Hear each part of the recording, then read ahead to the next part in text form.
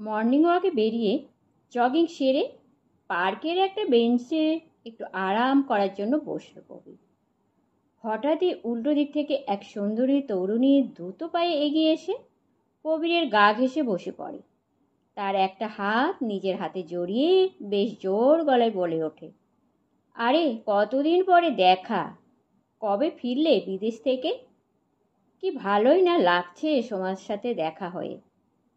কবির কিছু বলার জন্য মুখ খোলার চেষ্টা করতেই সে তাকে থামিয়ে উচ্ছ্বসিত হয়ে ওঠে, আজ আর ছাড়ছি না, আমার সাথে তোমায় আমাদের বাড়ি যেতেই হবে।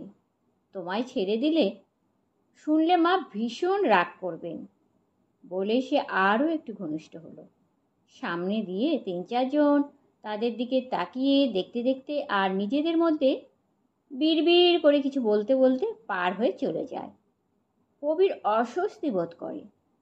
সে বিচলিত হয়ে সরে বসে, বলার চেষ্টা করলো, আমি মানে আপনাকে আমি।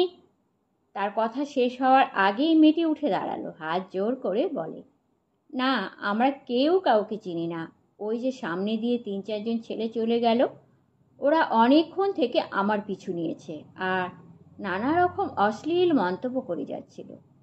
ওদের হাত থেকে বাঁচার জন্য আমাকে একটু নাটক করতে হলো, ক্ষমা করবেন, আর আমাকে রক্ষা করার জন্য অনেক ধন্যবাদ।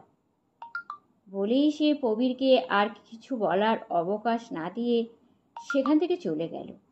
কবির স্তম্ভিত হয়ে কিছুক্ষণ সেখানেই বসে থাকে। ভরসা, একেই বলে ভরসা।